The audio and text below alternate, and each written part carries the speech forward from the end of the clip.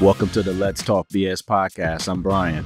And I'm Sofia, and we're coming to you live from the 757, where we discuss real estate, culture, and current events. All right. Good morning, Bryan. Hey, good morning, Sofia. How you doing? I'm doing pretty good. How are you? Doing good. Doing good. It's a little short week this week, you know. It is. It has been, at least. Yeah. Yeah, I feel like we were just here. Yeah, we kind of were, yeah. Right? That's true. Yeah, trying to make up for lost time. We had a couple months where we weren't, in front of the camera at all. That's true. Yeah. That is true. Yeah. But how was everything with you? How was your weekend? My weekend was good. Let me see. Friday night, I went to an event for someone who is running for city council in the city of Norfolk. I think the 6th Ward, Jeremy Mason. So my guy. Went there, yeah. And then that ended up turning into me and my homegirl hanging out. And it was the first time I hung out that late in a long time. And let's just say it took me 2 days to recover. Oh, man. 2 days. Oh, man. Yeah. I remember waking up on Monday like, whoo, I don't know if I had enough rest. Oh, wow. Well, how long were y'all out for? I think I got home at like 2.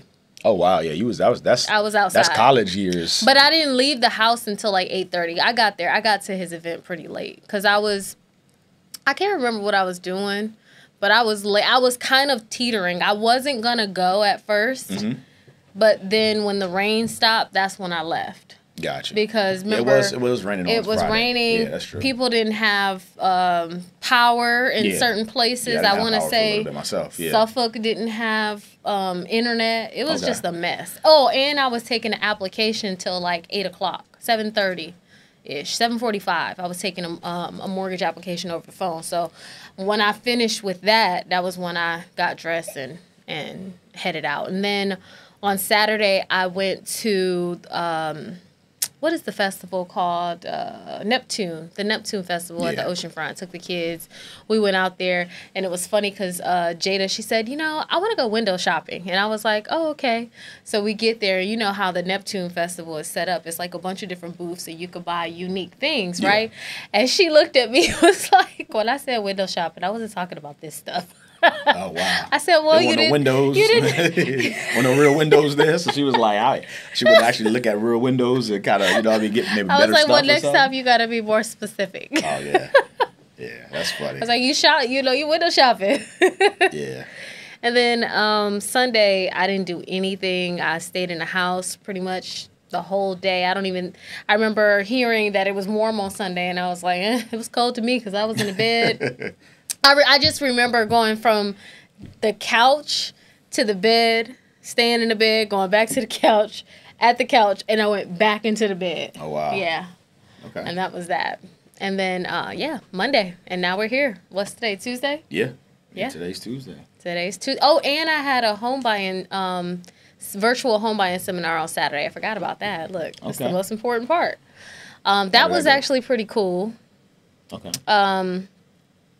I had a bunch of home buyers that already owned properties, so that was very unique, you know, to see individuals who may have purchased a home, but they just wanted to kind of get a refresher, right? Okay. And they wanted to know what the process was like all over again, because obviously, sometimes you could forget, things change.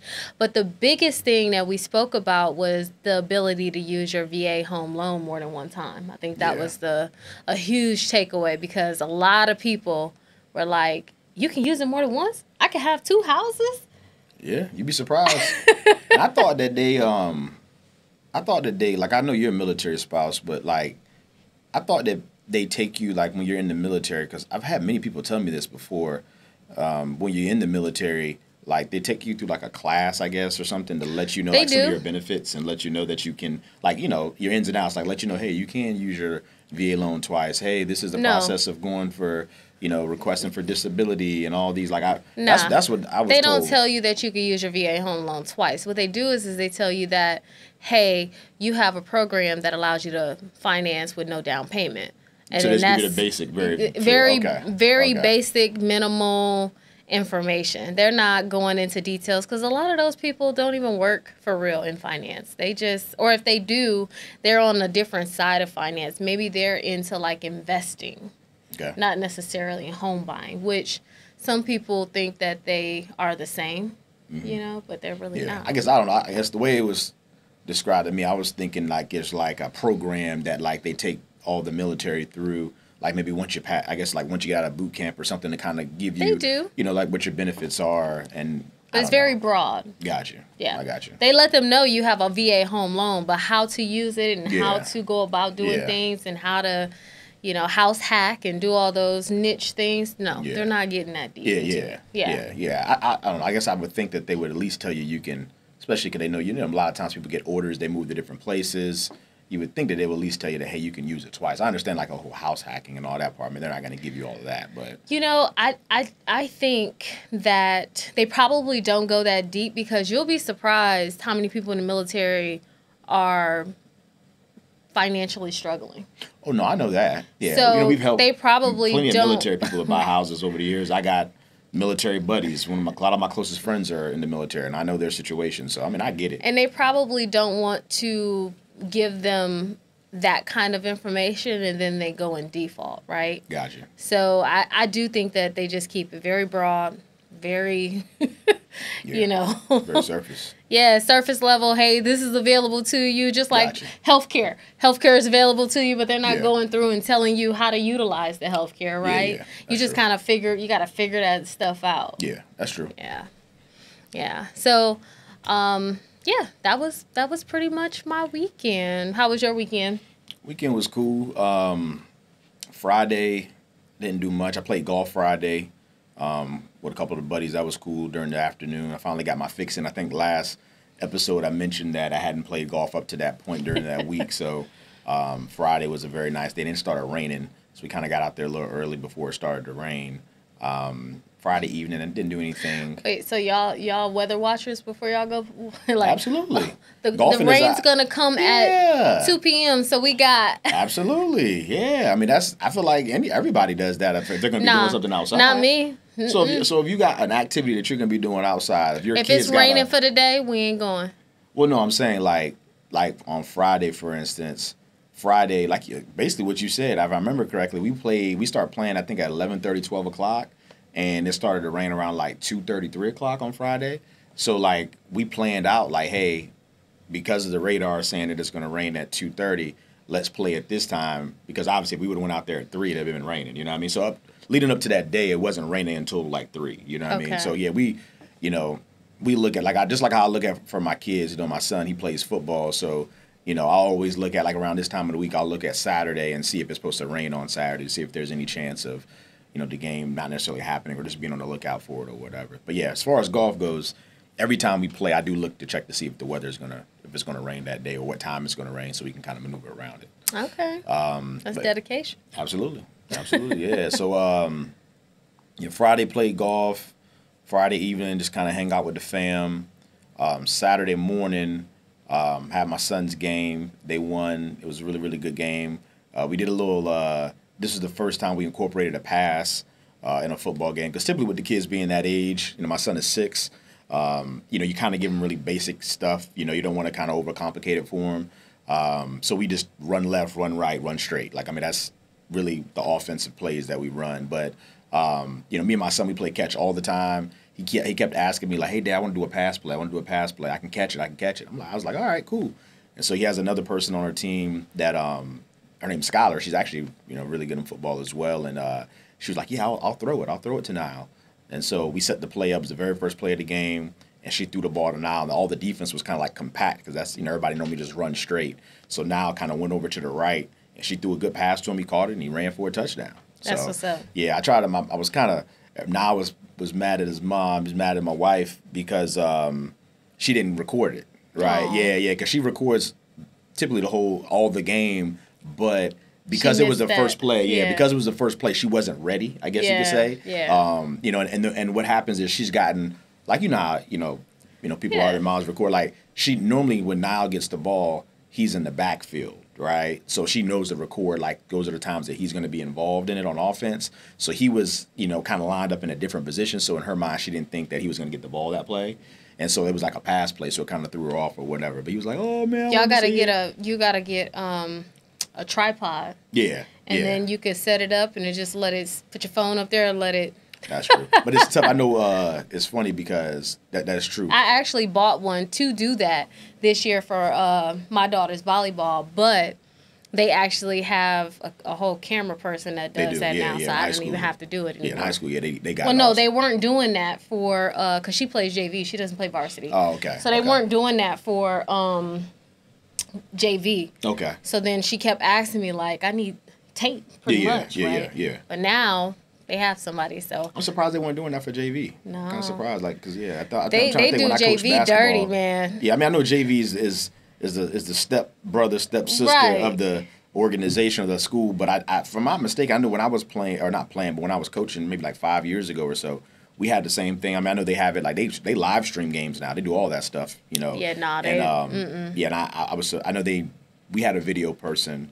I remember I actually helped her buy a house. That's why I remember her. And she did JV and varsity games. I do remember that. So yesterday, my daughter texted me at like 10 a.m. She's like, "Mom, they're not bringing food for before the game," because she had a game last night. Mm-hmm. And I was like, "All right, I'll bring you food." I ended up buying pizza for the team because the coaches didn't have their stuff together and didn't. Meanwhile, we raised $9,000. Oh, wow. Right. That was supposed to cover the food. For just the JV team or for like the whole volleyball? I think it was for the whole volleyball. Okay. But part of that money was supposed to pay for meals. Okay. Before the games. Mm-hmm. And yeah, ain't been allocated right. Nah. They messing up the church's money, man. They messing up the church's money.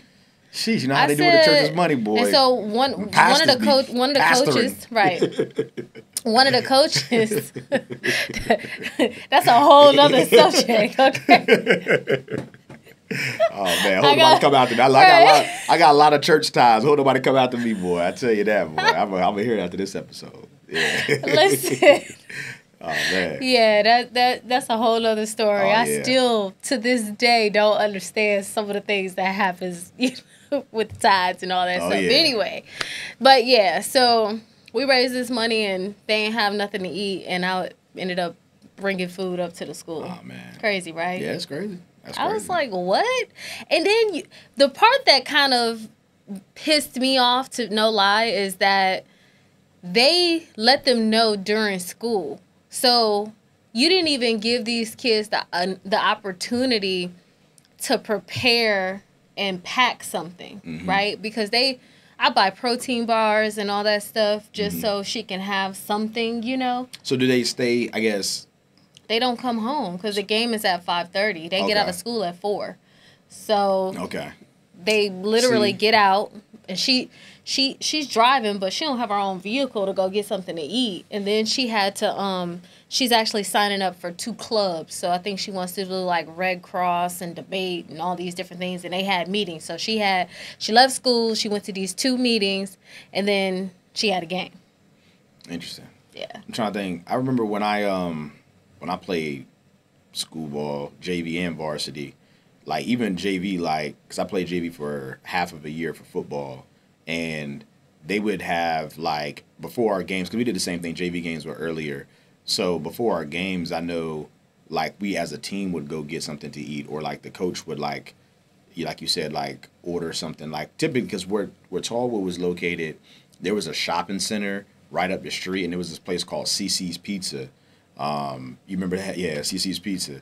And so I remember, welcome to CC's every time you open the door, you know what I mean? And so we used to walk there as a team. Like, that was kind of like a team building thing like that. And that was without the coaches. Like, the coach, you know, so we kind of every day that we knew there was a game, our parents would give us a couple extra dollars. Because CC's, you can get all-you-can-eat pizza for like $4 or $5 back then. I mean, you know. So that's how it was when I was in high school. We had this pizza spot. And the pizza spot, you can go and get these, like, pizza subs. And so somebody would go put in an order. Is there any, like, places, and I'm trying to think where... No, there's nothing right there, like, where you could walk. But there is, like, you know, the So you know where her high school is, right? And so there's like this highway overpass. Yeah. Once you get over the overpass, I mean, there's a Hardee's right there. There's a I know Wawa. you're There's a talking about Food Lion McDonald's. right There's there. a I know you're talking There's about. all Yeah, that yeah, stuff yeah, that's yeah, right there. yeah. So technically, somebody could have stopped and got. I mean, even a coach, somebody could have got something. Yeah. You know what I mean? Yeah. And it was kind of like, okay, well, had one of the parents not been available, you would have had these girls playing on an empty stomach. That's not fair. Yeah. And the boys.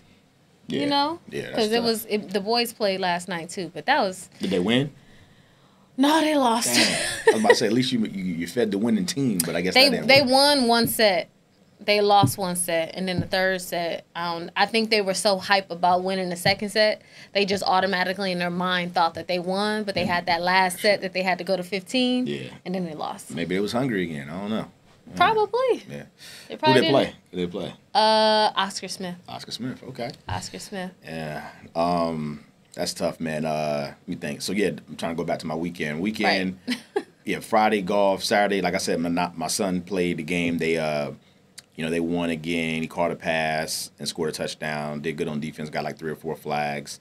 So that was really good. Then I came home. We did some spring cleaning, man. Came home, did a whole bunch of cleaning around the house. Kind of like now that the weather's changing, kind of pushing our like jackets and winter fall clothes like to the front of the closet or the front of the the drawers, and then kind of getting rid of some of the stuff that I know I don't wear anymore, or like summer clothes and stuff that I'm just gonna kind of put away or whatnot. So we did that, and then went to our spot, Shore Break Pizza.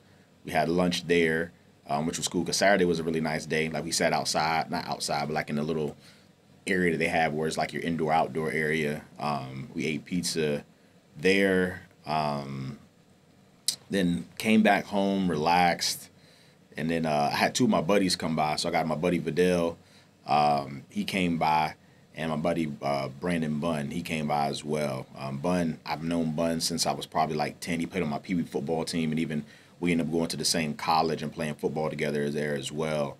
So it was good to see him. And then Vidal, he just told me recently that the reason we got together because he just told me recently that him and his wife are expecting again. He has 2 daughters, and they found out this time they're having a son. And so, we were like, how they always say, like, when a son's born as a father, as a man, you get a cigar and kind of light one up for him. So we did this, I guess, prematurely, once obviously he found out he's having a boy. So they came over and we watched the football game, Georgia and Alabama. It was a really, really good game on Saturday night. So they came over. We kind of sat back in my little area where I watched the games at and had a couple cigars. And that was pretty much it. Sunday, I took my son to play golf in the morning like I always do. So he really liked that. Sunday got hot. It was pretty warm on Sunday, like you said. Yeah, I know you said you went outside. Yeah, we ended up playing. We typically get there like early. Our tee time normally on a Sunday is like maybe like 8 o'clock in the morning. So before like it's still dew on the grass and all that. But this time we didn't get out there until like 10:30, and so it was pretty warm. Once we got out there. But yeah, so Sunday just kind of relaxed after that, watched some football, and just chill. It was I would say the weekend was. We had a couple things going on, but nothing crazy. But it went by fast to me, real fast. I'm like, dang. I looked up and it was already Sunday night going into Monday. So.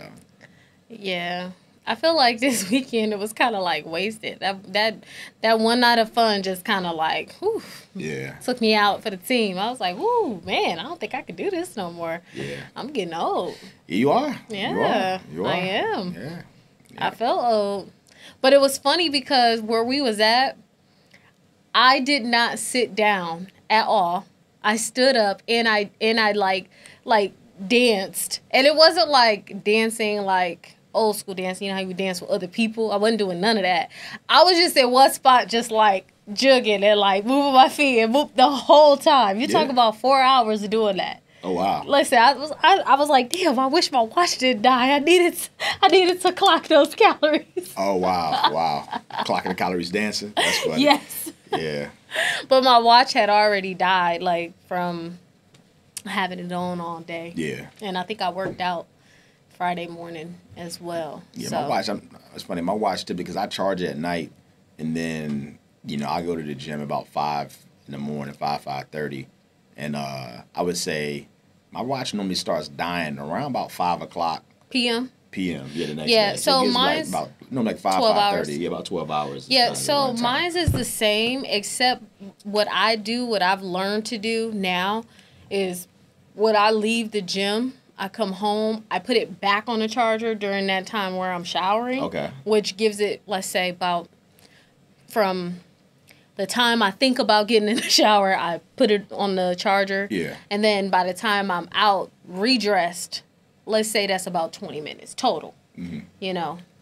And then I put the watch back on, and it kind of like resets because it charges pretty fast. Yeah, it does. So with the watches, like when I guess, when you're using it, I guess using it, but when you're working out and you're clocking your calories or whatever workout you're doing, is it like draining the battery more during that time, do you know, or is it? I don't know. Oh, okay. I was just curious. I didn't know if it was something like no, because I think that on days that I don't even work out, it still dies early. Still dies at the same time. Okay. Have you noticed that? I honestly just thought about it, so I don't know. I hadn't really paid attention, but I will. I will pay attention. I think that it still dies pretty early. I don't think that because it's always clocking your calories. Setting the workout shouldn't speed it up, right? You're the person that's actually making the calories. That's my thought. I just don't know. That's why I was just thinking. I mean, I don't know. I know the screen that's doing stuff. It's showing you your calories. It's like I feel like it's actively doing something. So maybe it's just draining the battery. You know how like on your phone, you use your GPS, right? Like I know if you use your GPS for a long period of time, that actually does drain your battery quicker than if you're not using the GPS type of thing. So true.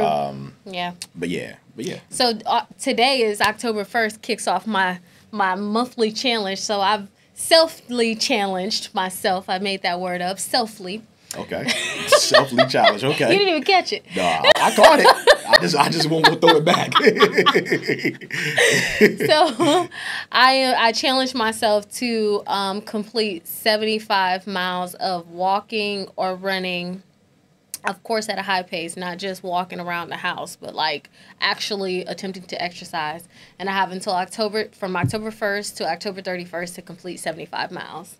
Okay. And today kicked it off, and this morning I did 4 miles in a gym in under an hour. So I'm actually pretty proud of myself. That's good. Pretty proud of myself. I didn't think so I was you said you're running and walking. Yeah, you can run, walk. Okay. So this morning the way I did it was my first mile I actually ran the entire mile. My second mile I ran probably 3/4 of that mile. My third mile I probably walked. Majority of it. Majority of that one. Yeah. I would say I probably walked half because I still completed it in like 15 minutes. So, yeah, I probably walked half of it, ran half of it. And then I sped it back up in my 4th mile. But yeah, I'm doing it. That's what's up. It's going to be tough. That's about 16 miles a week. So. What is the goal? Are you like trying to, like you have a certain goal? Is it like to drop some pounds or what is it like you're trying to? Yeah, so. So you do like a before and after type of thing? Like you're going to look at like what you, I guess, weighed today and then what correct. You're going to, okay. Cool. Yeah, well, kind of. So this is a cumulative effort, right? I started in July. And since July, I've lost weight, right? Okay. But when I was doing that, I was doing a lot of like heavy lifting, weightlifting and stuff. Mm-hmm. And so this month, I wanted to focus on cardio. Okay. So although I haven't decided if I'm going to actually lift weights or not. Maybe. It depends on how. I got to get through this first week to kind of see how my body feels. Mm-hmm. Because I've never ran or walked 16 miles in 1 week consistently like that. Mm-hmm. So I'm going to try to lift weights as well. But my goal, like I said, is all cardio for this month. And then November 1st, I'm going to pick up the weights again. Okay. So I'm hoping that during this month I can lose like 10 pounds. Okay. Hoping. That's what's up. We'll see. That's what's up. We will see. Yeah. Only time will tell. I'll let you guys know if I make it there. That's what's up. So what's been going on in mortgage? I mean, we got through the weekend. Yeah, got through the weekend. Had a couple things, man. I got a deal. This is the end of the month, as I mentioned, on last podcast. So yesterday was the last day of the month. I had a closing yesterday and 2 on Friday and 1 Thursday. So it was a pretty good, strong finish to the weekend.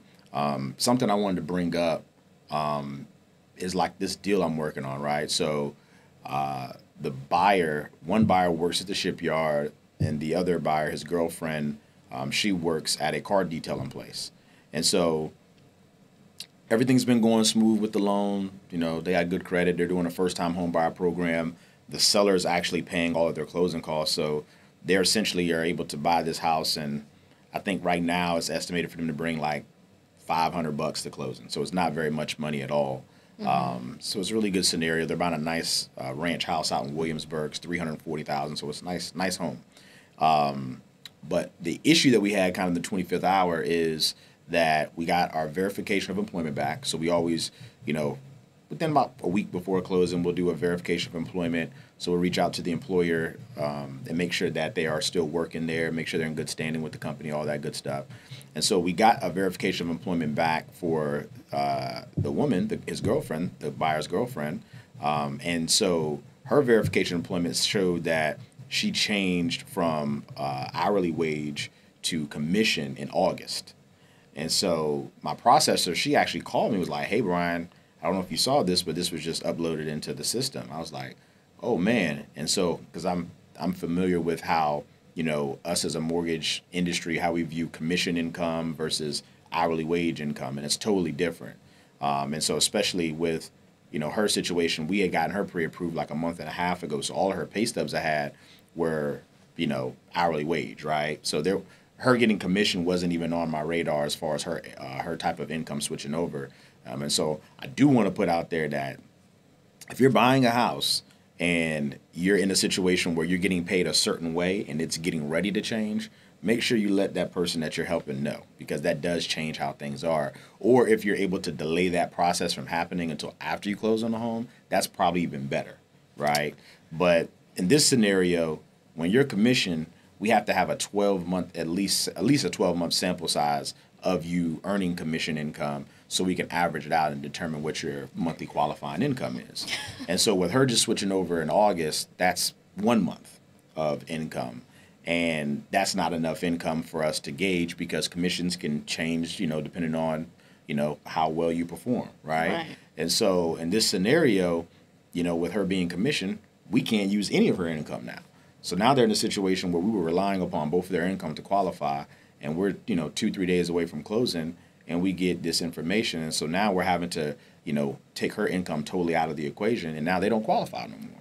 So I'm like, oh, man. So we're like, you know, yesterday kind of scrambling, kind of figure out what we can do. And so I had a conversation with her, and we dug a little deeper, and we found out that she isn't a commission employee, but she also has floor income.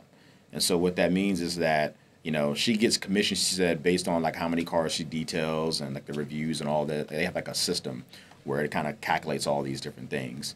But let's say, for instance, because she's a full-time employee, if she doesn't earn enough commission that's exceeding minimum wage, which is $12 an hour, then she'll at least still get minimum wage, because she's a full-time employee. She's guaranteed 40 hours a week, so she'll at least get minimum wage. So what we're doing now is we're needing something from her employer to state that, and then, you know, we're able to utilize at least the minimum wage income. So that now, with us utilizing the minimum wage income, that now puts them back in good standing as far as qualifying and us being able to get them to the closing table. So it was kind of a scary situation, because, you know, we went from, you know, getting ready to close to like having that scenario come up, but, you know, we were able to kind of talk through it and work through it. And now, as long as the employer is able to provide that documentation for us, I mean, we'll be able to hopefully still close tomorrow or Thursday.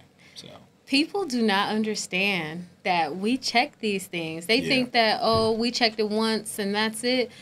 I remember I had a buyer who, while he was under contract, we had a week left, just like your scenario. We were getting ready to close. He quit his job and started a new one. Yeah, I've had that before too, yeah. And when I called to ask him, he said, well, I thought y'all had already verified it. And I was like, so nothing made you think that we would verify again to make sure that you still had a job?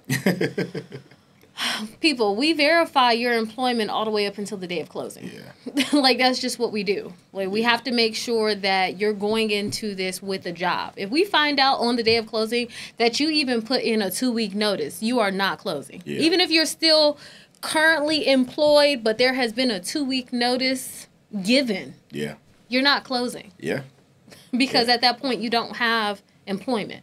Or you don't have you don't have employment that is, 3 years or more, technically, with that employer. So people don't do it. Yeah, I always tell people, once we start the pre-approval process, don't change. Don't have anything as far as your credit profile or your income earning profile change. No large deposits. Yeah, none of those things. No large purchases. Yeah. Don't buy a boat. Don't buy a plane. Yeah. Look. Yeah, you laugh, but I mean, there's been scenarios where we've had people buy stuff that has kind of altered, how we view their qualification, and we've had to make some adjustments where you may have to all of a sudden bring more money because you got to pay off this debt to offset this new car payment or what have you. So, absolutely. Yeah, definitely. We want to, I always just tell people, and if there's something that comes up, like I had a buyer, and I've had buyers over the years where, they've got a job offer while we're in the process. Well, just let us know. We can have a conversation about it, and then we could maybe see if we can work out the timeline where it's after, or if it has to happen beforehand, it's a job that needs to be fulfilled. Mm-hmm. We can work and,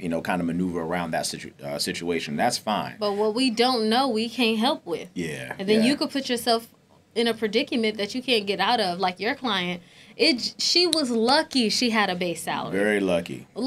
Very not lucky. Many people who are commissioned have a base salary. Correct. Yeah. I think it's just because she's she works 40 hours a week. I guess I know a lot of times what companies do is they'll change from a base salary to commission to kind of help with some cost as a company. It allows you to be able to kind of cut down on some cost here and there. Absolutely. So I get it from their standpoint, but yes, as the buyer, you got to let us know, man, if something like that changes. Like that's a huge thing. And I know in their world, a lot of times, I know it's like people are doing things like they're not thinking about the outside looking at their situation because they're just in their situation trying to make things work the best way they know how. Like even like bank statements, a lot of times we'll get people's bank statements and they got money going left, right, up, down, side to side. And, they got different things coming in, coming out. And we have to ask questions to try to uncover what those things are. And I know it could be uncomfortable sometimes, having those type of conversations, but, we need to know that information. And so, being able to say, explain that stuff to us, document things properly. I know it can kind of be a lot, but that's what it is because we have to really understand your full financial picture at the time of you buying that home.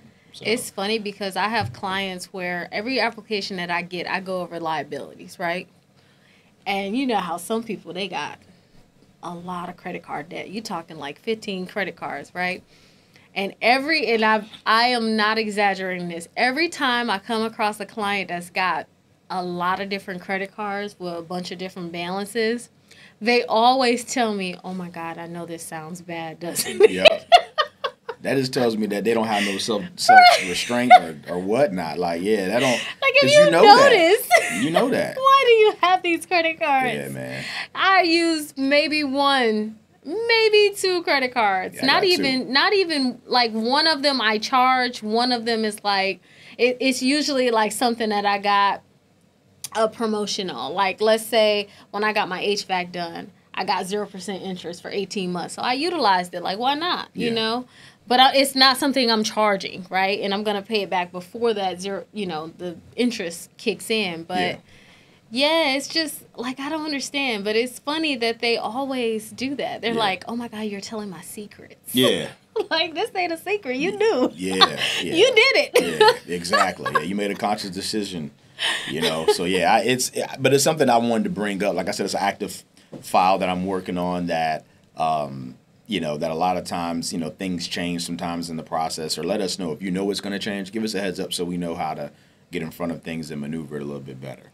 So. Yeah, absolutely. So one of the things that I've come across since the last time we saw each other, right, is power of attorney. Okay. So I know that I work with a lot of VA buyers, so I have a lot of people who are, PCSing from overseas, and they have to come to they want to come to the United States, and they want to move right into a house, right? Mm-hmm. So they're purchasing a house sight unseen, never seen the house, they're relying on their real estate agent, their team. Go ahead. Hold on, I'm sorry, I'm going to let you get that thought off.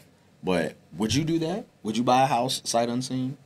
Because you're a military spouse, so like, let's say you guys were in a situation like, would you do that? I semi did that. Okay. With my house that I'm in. So I was actually living in Florida, and found the house. My real estate agent did a video chat, right?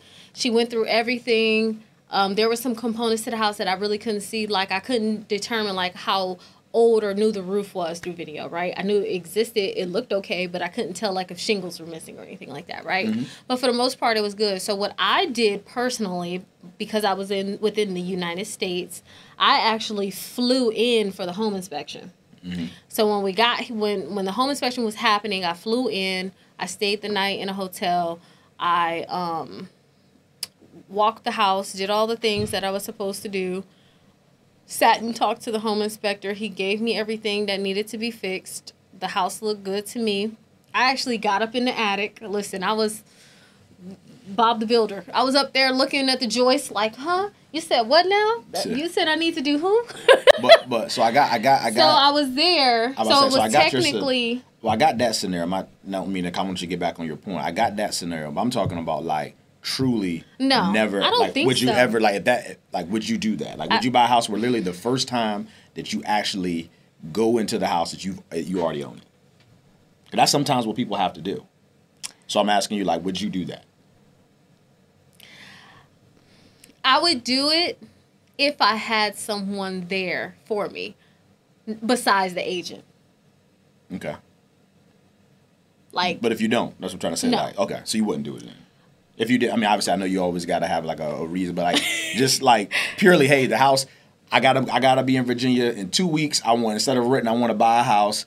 I'm looking at pictures online. This house looks nice. No, I'm not doing that without anybody. I need somebody other than the agent. I understand. I'm just asking. I need somebody other than the agent that I know and trust and knows me well enough to say, "Nah, Sophia, this ain't for you." Gotcha. You know what I mean? I just need that second level of like. I couldn't do it either. Okay, yeah. You know. Yeah, I couldn't do it either. But if it was someone who I trust, like let's say my cousin, right? We pretty much kind of got the same taste when it comes to a lot of things, especially like house stuff, right? So if he was like, yeah, this is a pretty solid house. The neighborhood looked nice, giving me like confirmation that my choice was okay without me being there, then yeah. But if I'm just simply relying on the agent, no, because there's so much shit that they can't even tell you. They can't tell you if it's a bad neighborhood. They can't tell you if, so-and-so rolled down the street and it was a shooting outside and across the street. Like, they can't tell you these things. So you got to rely, one, on the news, which ain't always the most accurate. And then, two, even if it may not even make the news. So you just don't know, you know? So. Yeah. I remember they used to have, I know they went away with it. They used to have that crime map. I forget, like, what different. I know it was on Zillow. I think it was on like Realtor.com. It was a couple of those sites. Yeah, they used to have it where they had a crime map where if you're looking, like, how we can look up a property, right? Yeah. And it tells you like the school districts that the schools that this particular house is located. They used to have like a crime map there where it would basically rate it like from 0 to 5 and give you like that area or that particular house where it's located like a rating. You know what I mean? And so that used to actually be very. But I think they're helpful, but I think they went away with it, like you said, just because of, I guess discriminating, against or kind of, people not wanting to buy houses because of crime. And I guess just not putting that information at the forefront, which I thought was helpful. But I kind of understand both reasons of why you would do it or why you wouldn't do it type of thing. So it's funny because I had a client that actually made an offer on a house. In that house, someone was murdered on the front porch. And they found out because they just so happened to Google the address. And they called me and was like, did you know? And I was like, no, I didn't know. I'm sorry. I really didn't know. Yeah. Like, I didn't know that was... I knew about the incident when it happened, but I had never thought that was the house. Like, I didn't know the location. I knew... the city, I didn't know the house and the street it was on. So that's tough. Yeah, I couldn't live in a house that had something like that. Yeah, I'm gonna let you get back to your point. I know we kind of went. You were talking about. What was I talking? Look, I just forgot. Yeah. Well, you was talking about. I think you was talking about notary and like. Oh yes. Yeah.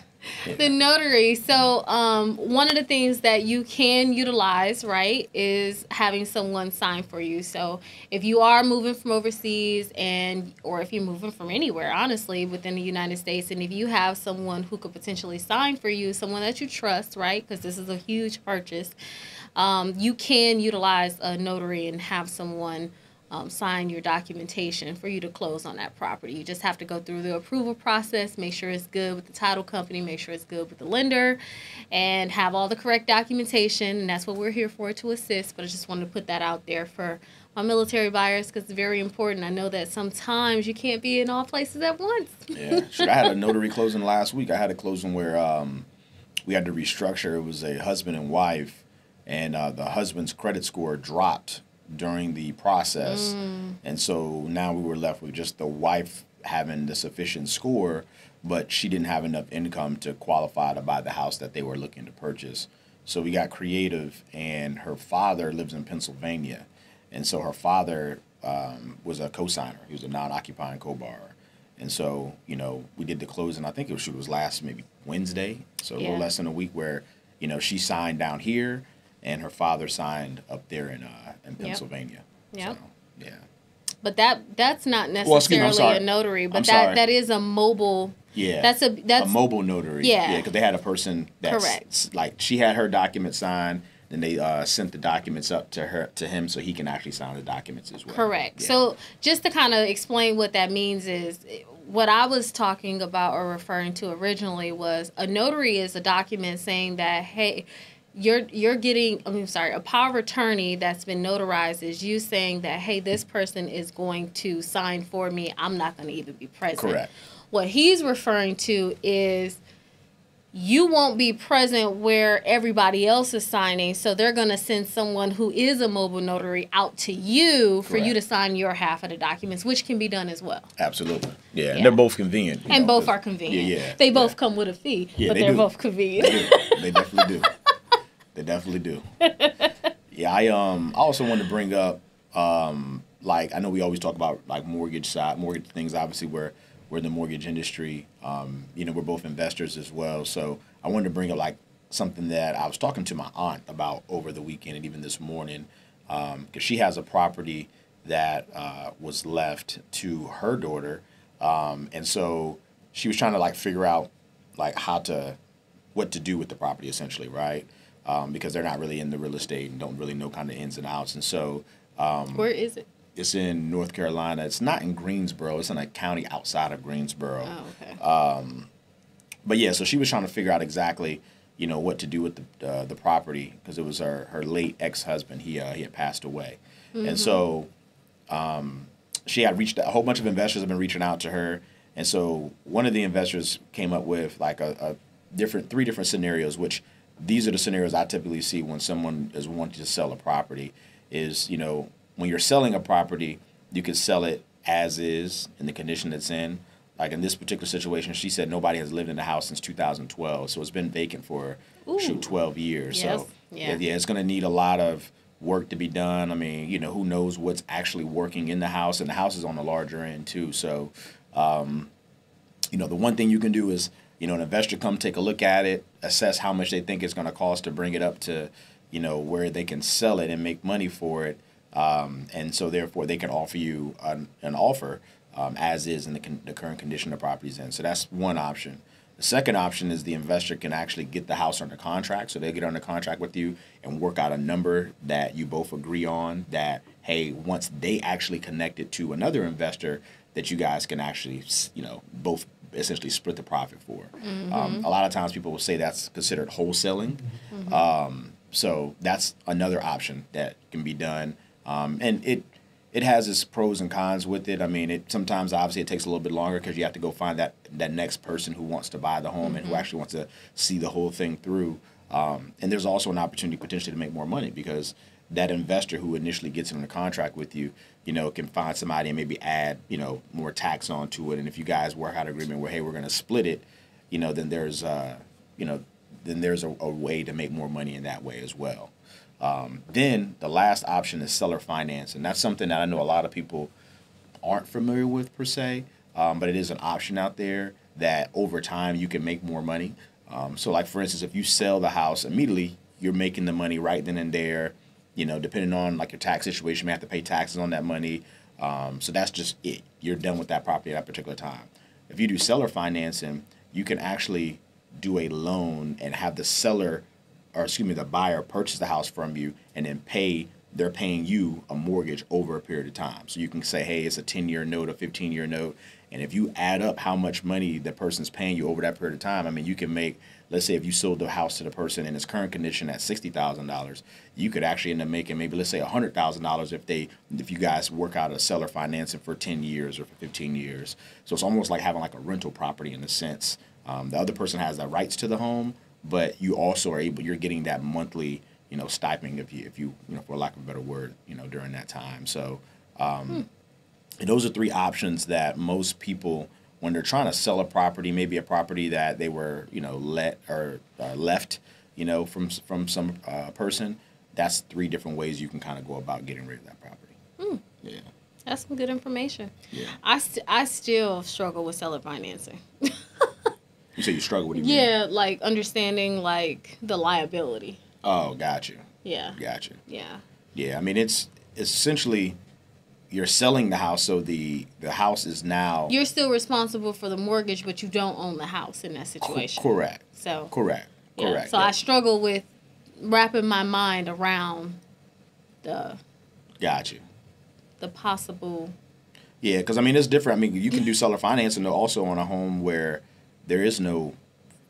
there's no mortgage, there's nothing owned. Like, I think this particular situation for my aunt... Yeah, she doesn't owe anything, so that's a Yeah. great situation to be in, right? Yep.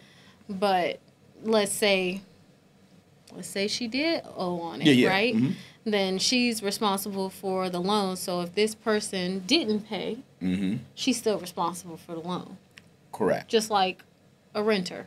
But that person also owns the house. Correct. So if they don't pay the seller or the person who's, financing, but they still own the house, I mean, that's just a bunch of legal Yeah, that's why, I mean, mess. most of the time when people do that, they're doing it with obviously somebody they trust. There's got to be some type of relationship there. Yeah. You know, we don't do seller financing just off the strength of somebody saying, hey, this is what I want to present to you. That's the part where it's like, I can't wrap my mind around but some people are willing to take that risk. Yeah, that's true. Because they know that, hey, over time they're going to make, maybe double the amount of money they would make if they sold the house in the condition that it's currently in. So it just kind of, it's one of those risk-reward type of situations that you got to evaluate every time that it's presented. So. Absolutely. Yeah. Yeah. So what you got coming up this weekend? Well, we're here early because you're going out of town, right? Yeah, yeah, definitely. Well, yeah, that too, and also our video guy, he has a lot of scheduling things going on this week as well, so it ain't just on me. Okay. Look at you, always got to put it on somebody else. I'm just being accurate, just being accurate. But now, yeah, this weekend I'm headed out of town on Thursday. I'm going to Denver, Colorado. So I've never been to Denver before. Never been in that region at all. So that should be pretty cool. Brooke, my wife's birthday is on Saturday. Nice. And so, yeah, that was what she wanted to do. Said she wanted to get away, go to the mountains and, explore out there. So we're going to do some hiking and get away. I was kind of mad, though. I was looking at the weather, right? It's going to be nice. It's going to be like 80 degrees in Denver. I'm like, yo, like, we might as well go to the beach. Like, you know what I'm saying? Like, it's, but the cool thing about that is, like, in the morning time and in the nighttime, it does get really cold. So it's just during the peak of the day, it's going to be pretty warm out there. At least I think two of the days. It's a different kind of 80, the air, sure. I know, the air up there is a lot different. They always talk about Denver being the Mile High State. And don't they still have, like, some part of the mountains still has snow? Probably. Yeah. Yeah, I don't know. I think so. I think that you still have the opportunity to kind of venture off. Yeah. I mean, we're going to explore, man. We're going to have a good time. But, yeah, that's the reason that we recorded early this week is because you were going to go out there on Thursday and come back Sunday, just kind of get away a little bit for her birthday. That was what she wanted to do. So that sounds fun. Yeah. Colorado sounds like a nice place to go. Yeah, should be fun.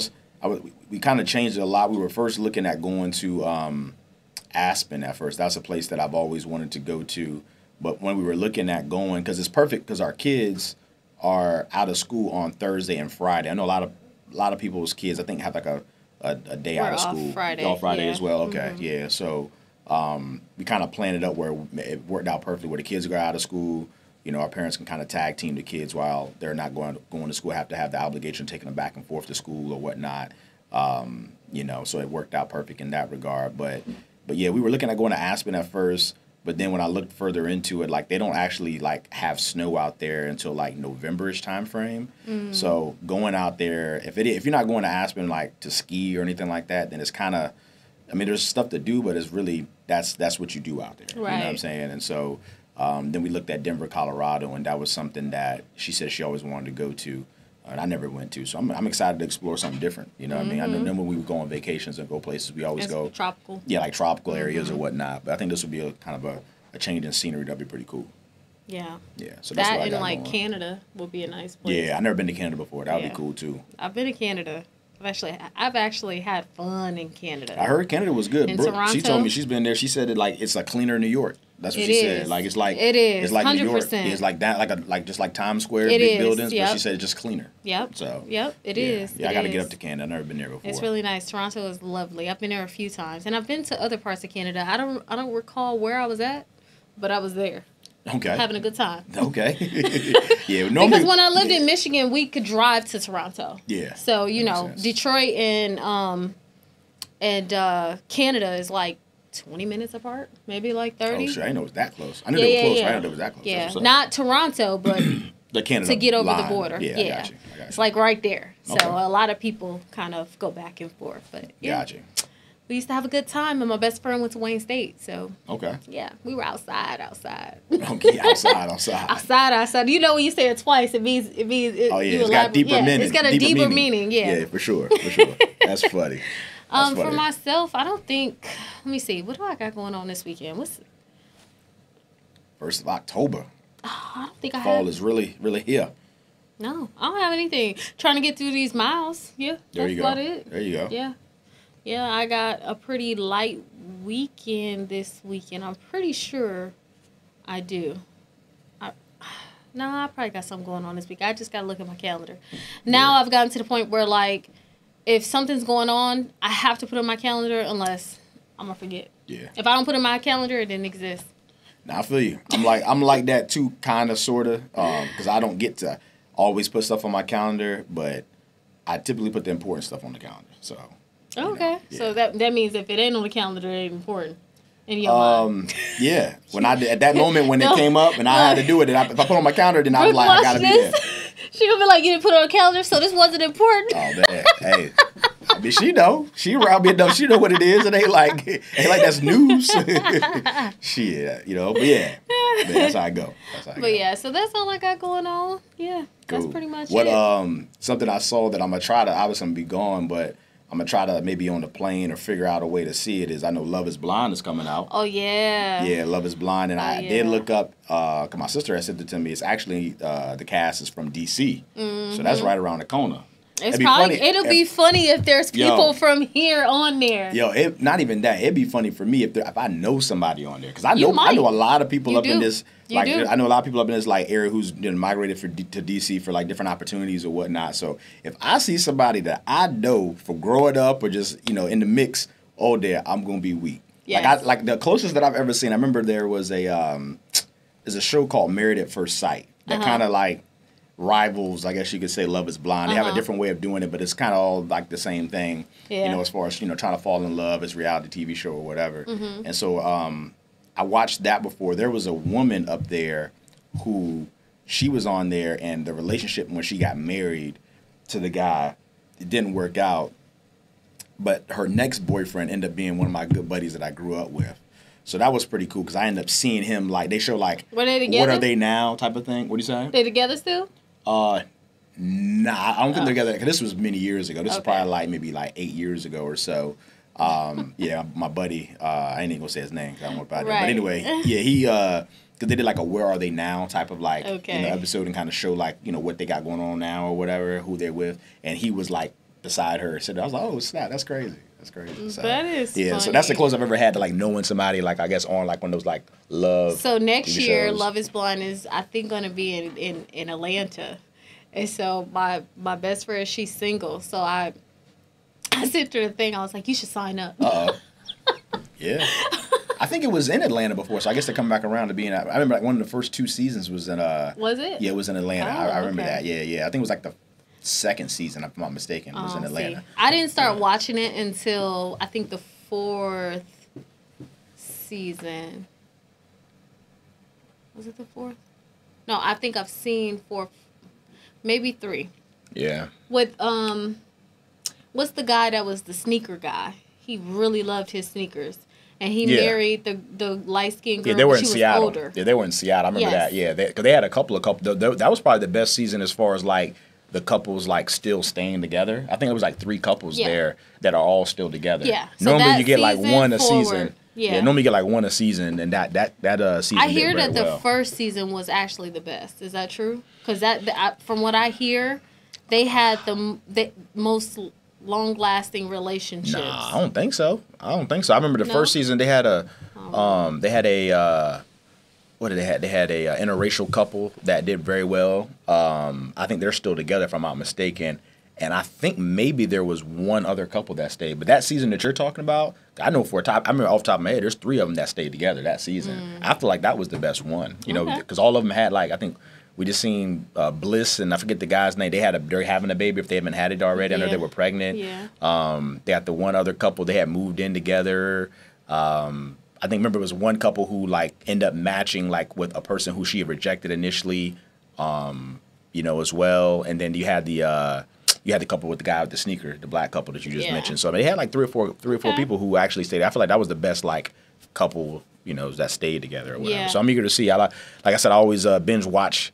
Well, they've kind of slow rolled it now. They used to like drop it all at one time. So now they kind of like they bring out like 3 or 4 episodes, and then they're like 3 or 4, and they finish out the next week. So I'm eager to see how DC invades Love Is Blind, to see how it goes. Now there's going to be a lot of shows that actually drop come October. So, you know, it's what they call it. What is the season called? What? What's the season? Cuddling season. What do they call it when you like you're in the house and you find somebody to kind of like be with over the winter, then y'all break up? What is this season called? Oh, I know what you're talking about. It's not cuffing season, is it? Boo loving. That's what I used to call it. But that's more of like a Virginia thing. Yeah, that's what I'm trying to think. Yeah. What'd you say? Cuffing season. What you call it? Boo loving. Oh. Boo loving season. Yeah. I didn't know what you said. Yeah, yeah. Like, what? I mean, Mike know what I'm talking about. Yeah. But yeah, I know what you're talking about. Yeah, I know what you're talking about. Yeah. So. It's that season, so all the shows are coming out for you to sit and watch. Yeah, that's true. You know, we usually by 5 o'clock, it's dark outside. I ain't going back outside. Yeah. Unless it's something that I have to do. Yeah, that makes sense. Yep. This is that season to be in the house early. Yeah. Anything, if you out past 7, you ain't doing something right. Yeah. That's my life anyway. So I mean, I'm in the house before that. That's because you still got young kids. That's gonna change. Of course. I mean, I'm talking about in general. Like, you know, even like obviously once the kids, if they're doing an activity that brings me outside the house, I'm saying obviously I'm doing that activity with them. But outside of that, I mean, I'm in the house. Yeah. Yeah. I would say that I'm pretty much that way too. Every now and again, though, I do hang out, but it's like if we have 365 days out the year, I probably hang out twice. Yeah. So twice. Damn. Yeah. So I guess this past Friday was one of them times. It was. It was okay. And that the last one of the year. You got another one in you. Oh, I probably that was. That's it. Yeah, that's probably it. Yeah, that took me. No, actually, no. I am gonna be outside for homecoming. Okay. Because NSU plays Howard this